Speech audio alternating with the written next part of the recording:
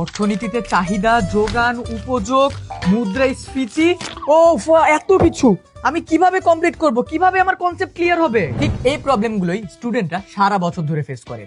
কোন বই পড়লে বেশি বেশি ম্যাথ প্র্যাকটিস করতে পারবে এবং কোন বই পড়লে ওর সকল ধরনের কনসেপ্ট ক্লিয়ার হবে, এই সকল কিছু শেয়ার করব আজকের এই ভিডিওতে। অর্থনীতিতে সকল ধরনের কনসেপ্ট ক্লিয়ারের জন্য আমরা ফলো করব আক্তার স্যারের বই। প্রথমে যদি আমরা চতুর্থ অধ্যায় বাজার টপিকটা দেখি, এখানে বাংলাদেশি বাজারের উদাহরণ দিয়ে দিয়ে খুব সহজভাবে বুঝিয়ে দেওয়া হয়েছে। চাহিদা যোগানের ভিতরে যত ধরনের কমপ্লেক্সিটি সকল কিছু এই বইয়ে চিত্রের মাধ্যমে তোমাদেরকে বুঝিয়ে দেওয়া হয়েছে, এন্ড চিত্রগুলো দিয়ে দেওয়া আছে, এন্ড সকল টপিকগুলো বোল্ড করে করে দেওয়া আছে। তাই এই বইটা তোমার কনসেপ্ট ক্লিয়ার করার জন্য কিন্তু মাস্ট।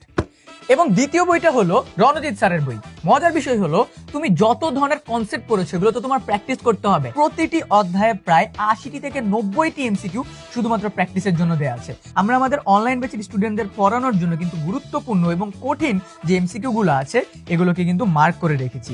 এন্ড দেখো তোমাদের প্র্যাকটিসের জন্য কত কত এমসিকিউ দেওয়া আছে এই টপিক থেকে। এন্ড এই বইটা থেকে তোমাদের বোর্ড পরীক্ষায় কোশ্চেন আসার পসিবিলিটি কিন্তু অনেক বেশি। তোমার অর্থনীতির সকল ধরনের কনসেপ্ট ক্লিয়ার জন্য আক্তার স্যারের বই এন্ড পরীক্ষায় প্র্যাকটিস করে ভালো মার্ক পেতে হলে রণজিৎ স্যারের বইটা তোমার কাছে থাকতেই হবে।